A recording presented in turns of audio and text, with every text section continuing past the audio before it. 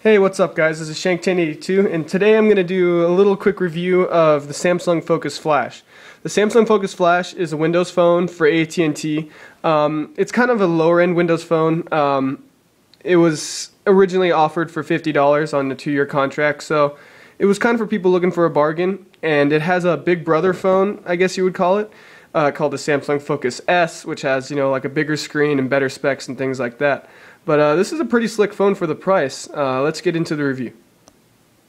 So let's start with the hardware here. On the front we have a really nice Super AMOLED capacitive touchscreen. I really like Samsung screens. They're really bright, really vibrant. The colors, they really pop. And then over here, if you can see, we have a front-facing camera, VGA quality. There's your proximity sensor over here and your speaker. Here's the 2 capacitive buttons, back button and search button. And on the left side here we have the volume rocker, you can see right there. On the top we have the headphone jack, and on the right side you have the unlock button and the proprietary camera button, which I really like. It's a great quality about Windows phones. And here's the micro USB port for charging. And on the back here you have a 5 megapixel camera with a flash, and then you see the speaker right here and Windows Phone. And another thing about the phone, most of it is plastic. You can see here like this material right there, and around the edges. But right here, this is metal, actual metal. It feels really nice. This is kind of unusual for a Samsung phone because generally they put plastic in them, even on like the Nexus S. But it feels really nice in the hand. The whole thing, it looks really, really nice for a phone of its price. And the screen is, I believe it's 3.7 inch screen. So it's a little bit bigger than an iPhone screen, but it's not too big. Like I'm bringing the Nexus S over here, which has a 4-inch screen. So you can see the difference right there. And now that we've gone over the hardware, let's get into the software. So out of the box, this phone should be running Windows Phone 7.5 Mango, which is it's a pretty big update for Windows Phone. It brings things like multitasking, cut, copy, and paste, and things like that. And the first thing you notice about Windows Phone is, of course, the user interface. The user interface, I think, is just gorgeous. It's so fluid and so smooth. I've had a lot of experience. I've had an iPhone before this and an Android phone, multiple Android phones. And I feel as if this user interface is the simplest and just the cleanest. It works so well. It does its job. It does its job right. It does everything very, very well. And that's one thing I love about it. And it kills me because I'm such a big fan of Google and the Android things. But this phone just does its job incredibly well as far as user interface. The first tab I'm going to get into is People. Now People it's basically your contact list as it would be on other phones. So you have all contacts here, which these contacts, after you sign into your Google account, Facebook, and Twitter accounts, all your contacts will be in this list. So it's kind of nice that they all update into that. And then over here you have What's New, and What's New is basically it consolidates your Facebook and Twitter stream all into one stream, so you don't have to go into the app or the website to check all your Twitter and Facebook updates because it's all there. And then you have recent contacts over there. The next app I'll get into is Internet Explorer. It's the internet browser that comes with the phone. I really like Internet Explorer.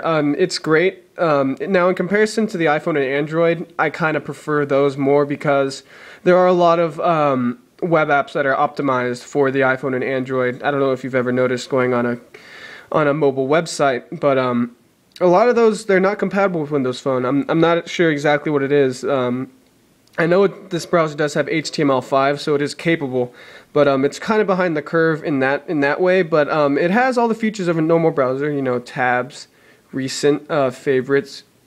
Share page is nice because it gives you the option to share with all your social networks in one go without having to go to each of them. And then pin to start and settings. So, I mean, the only complaint that I have is that there aren't a lot of sites optimized for it yet, but it will probably get there. Let me show you guys Calendar. Calendar, I mean, it just does its job. It's got to do, the day, your agenda if you have stuff on your list, to do, again. And then you can swipe back over here to see day, and then you can zoom out. This is your monthly calendar view, and it's just really pretty. I like it. In relation to any other mobile operating system, it does just fine. It syncs with your Google Calendar, Windows Live, and Twitter and Facebook. So if you have those events coming up, it will show up on your agenda. And it's really nice as well. If you do have something coming up on your calendar, it'll display it right here, which is really nice. So it's kind of a self-reminder. And then the next app we'll get into is music and video. And if you can see right there, I have an option set on that it will display the last artist that you just played. So don't think anybody recognizes that one, but let's go into it.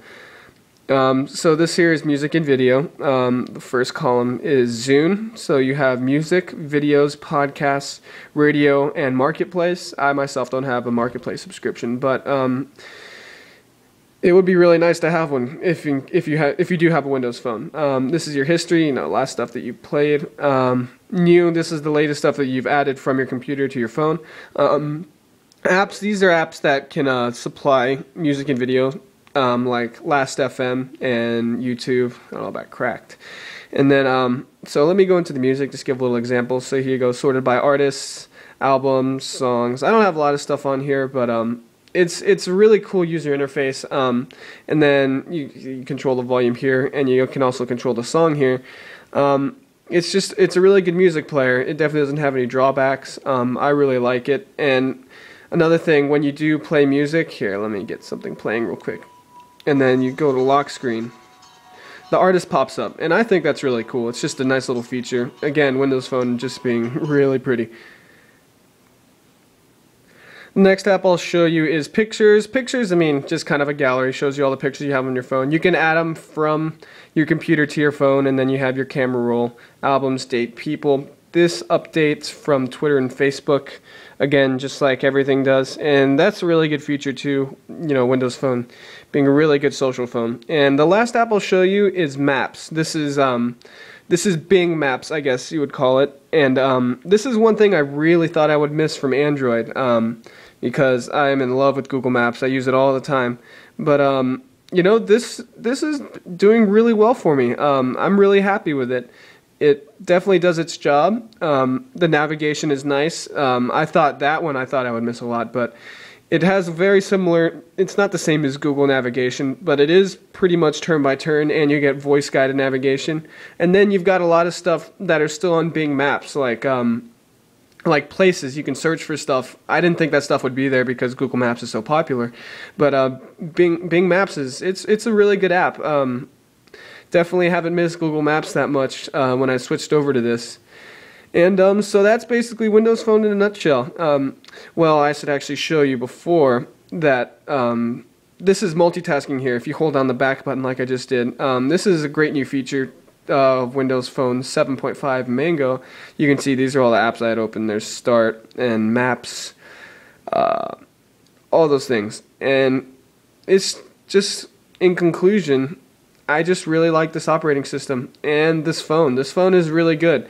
This phone has a 1.4 gigahertz Snapdragon processor, but you really don't need to know that much because there's really no lag with this phone. It just does everything really well. You don't feel any hiccups or any slowness that you ever get with an Android phone or iPhone. It's just very smooth, and I've never had a forced close or my phone turning off when I didn't want it to. And the battery life's pretty good as well. My Android would drain pretty fast, but this one lasts a little bit longer than that. And in addition to that, it has 8 gigabytes of internal storage, so that's a good amount for anybody. I don't listen to too much music, so that's my take on it. But it's definitely enough for a good amount of pictures. And also the Windows Marketplace, which is basically the App Store for Windows Phone, it's growing slowly but surely. You have all the apps that you kind of want. The big ones like Facebook, Twitter, Amazon. You saw Last.fm, Wikipedia, Netflix. So those are all really good to have. Well, in conclusion, I think this is a really good phone for $50. If it's still $50. This is a great Windows phone. It's a really nice build. I am very impressed with it. I wasn't thinking too highly of it when I first got it, but I am very impressed with the battery life, the user interface, and just how good of a job it does at being a phone. It's a really good phone. Now, in relation to other mobile operating systems, maybe if you wanted something more powerful, you could go with an Android or an iPhone, but this phone, like, I really like it, and I hope you liked the review, and I'll see you guys next time.